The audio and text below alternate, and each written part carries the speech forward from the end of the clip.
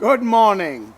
My name is Tom, and I'm coming to you live from the Woodsman studio located in the state of Maine. Oh, just having a little fun with you. That's just a fancy word for saying the great outdoors. I'm having coffee down here by the swamp. It's one of the things that I do quite often. You'll see I'm sitting at a picnic table. But I had a funny story I wanted to tell you about Lobster Lake up in northern Maine. You're going to hear a car in the background. I apologize for that. But I'm down at home base today. Be another few days before I can get up to the cabin. Got some chores to do down here. But anyways, I got a funny story about a game warden and Lobster Lake. Lobster Lake, now don't let me kid you. Don't let you look that up on the map. That is 30 miles north of Moosehead Lake.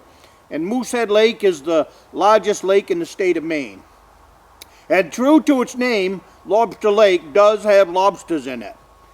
This is the state of Maine, and one thing we do good up here is we raise lobsters, and we raise a lot of them. Lobster Lake is a breeding ground. Lobster Lake is where the little fries, the little tiny ones, is the ones that's where they gather them up. Then they take them down to the Maine coast, spread them out from Kittery all the way up to Penobscot Bay up there. That's just a little tidbit that most outsiders don't know actually where we get the baby lobsters from. But anyways, my story is about a game warden and an ice fishing trip. Now, Lobster Lake also has big lake trout in it, monster ones. Nothing up there to catch anything from 8, 10 pounds, 13 pounds, sometimes 15-pound lake trout. They're there. They're not. It's hard to fish for them there. They've got so many laws on the lake that it's pretty difficult. What I mean by that is you're only allowed 2 ice traps, no live bait.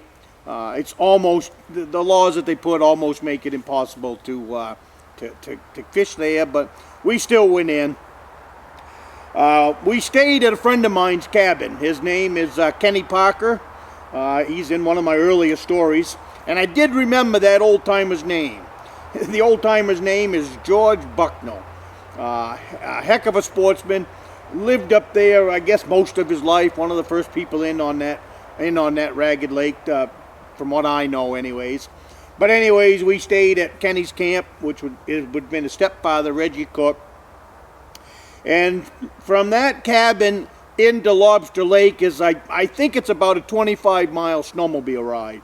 And we'd gone up for a 5-day fishing trip. And the temperature on average that week when we left at 4 o'clock in the morning was at 22 below zero. So it was in January, it was cold. Actually, I think it was in February. It was in February, because that's another one of them rules.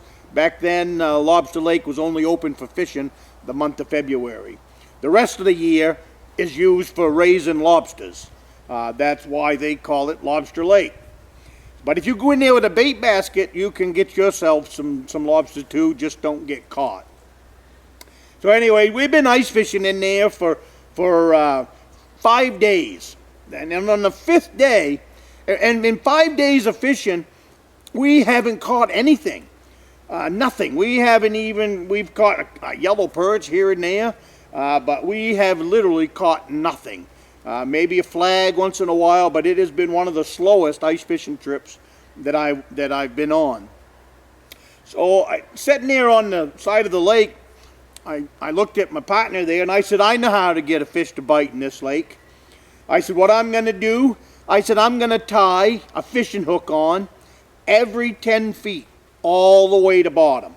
And we were fishing in 80 feet of water.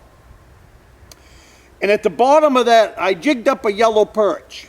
That's another, we got the yellow perch, and I jigged up that yellow perch. I cut off all of his fins, I cut off his tail, and I hooked him to that bottom line. Now remember, on this lake is no live bait fishing. You are allowed worms. So on them hooks, I put a good gob of nightcrawler. And my plan was that yellow perch would just wiggle down there without swimming off, and he would be jigging all of them hooks. Now we've been fishing in here for a week. We have not seen another fisherman. We have not seen another snowmobile in 5 days of fishing. This lake has been ours for 5 days. Nothing. We have seen nothing except for 22 below zero. So anyways, I got my yellow perch down there, I got my worms down there, and we got all of our gear up on the shoreline. And we're sitting there like a couple of gypsies. We've set up a little campsite there, and we're cooking coffee, and we're having scrambled eggs, and we just moved right in there. Like I said, we look like a bunch of camping gypsies. So anyways, we're sitting there. We didn't really think much about it, but we look out across the lake, and here comes a snowmobile down the lake, and not thinking anything of it. And all of a sudden, that snowmobile, it turns right in on us. And it got to about 40 feet of us, and I said, oh, crap.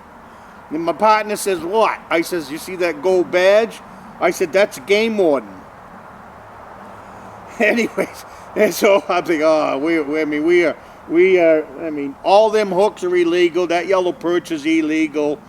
Back then, I don't do that crap anymore. I like to tell people I kind of growed up. That'll happen to you with 49 years of fishing and hunting in this state. You kind of look at things a little different when you get a little older.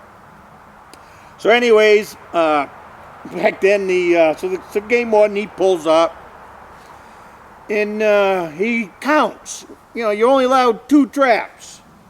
And he goes 1, 2, 3, 4, 5. He looks at us and he says, you the only 2 ice fishing? I said, yeah. He says, I see 5 traps out there. I said, yeah, I know it. I said, I kind of got an extra one out there today. So he didn't say much. He just kind of looks down at the ground a little bit, looks at us. And after, seemed like forever, but after a few seconds, I'm sure, but it seemed like forever, he says, I guess we ought to head out and check your lines and see how they're rigged. And I'm thinking, oh, crap. I've got 8 hooks on each line all the way to bottom. You're only allowed 1 hook. I said, I'm thinking to myself, I got a yellow perch down there. And I start walking. And the game warden, he says, why don't we take the snowmobiles? And I'm thinking to myself, I need time to think this one through. This isn't good. So I looked at the game warden and I said, my snowmobile doesn't run very good. I said, I think I'll walk. He's got to know that that's a bull-faced lie. Like I said, we're about 30 miles from a plowed road. We complete snowmobile ride in there. So there's no way you're going in there with a snowmobile that doesn't run very good. So anyways, we walk out to the trap. He did allow us that. And I'm thinking all the way out, I've got to get rid of that yellow perch. I've got to get rid of that yellow perch. So I get out to the trap, and I grab onto the line. I bend over to the line, and I pull so hard on that line that I almost fell over. The game warden, he says, what was that all about? I said, that's how I pull my line in. He don't find the humor in that, not even a little bit. So I get pulling the lines in, and I look at the game warden, and I said, you're going to like this one. He said, what do you mean? I said, you'll see. So I pull the line in, and up comes that first hook. Got a big gobble worm on it. Well, he doesn't think much of that, but then I get to the second hook. And then he starts, and then we get to the third hook. And he says, I guess I see what you mean now. So we count the hooks all the way to bottom. 8 hooks come up. Like I said, I put down 1 hook every 10 feet. We get to that very last hook. All them other hooks all got a big gob of nightcrawler on them. We get to that last hook, and it's shiny. Brand new, shiny, nothing on it. He says, what was on that hook? I said, worm. Must have got away. Well, I'm not sure if he bought it or not. But anyways, we walk out to the next trap. And we get within about 10 feet of that trap, and the game warden, he says, I'll pull this one in.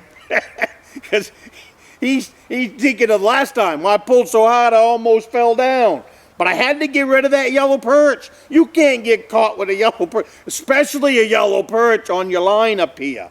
That is, them hooks are bad, but that other bait fish down there, yeah, that's not really a bait fish, but a stickleback. He's got fins and all that.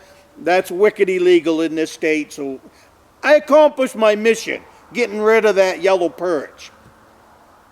So we get to this other trap, and the game warden, he says, I'll pull this one in. So he pulls it in. Same deal. He kind of chuckled down. He go 1 hook, 2 hook, 3 hook, 4 hook, all the way to bottom. But on this trap, I was only fortunate enough to be able to catch 1 yellow perch that morning. So I knew he could pull this trap in. You pull them in all you want, buddy. There's only 8 hooks on this one. There ain't no yellow perch down there. So anyways, he finally pulls her all in, gets the trap up on the ice, and he looks at my partner there, and I'd give you my partner's name, but I'm not sure if he probably wouldn't like his name out there on this story. But anyways, he looks at my partner there and he says, how's your traps rigged? And he looks at the game warden and he says, same as his. If you could have seen the look on that game warden's face.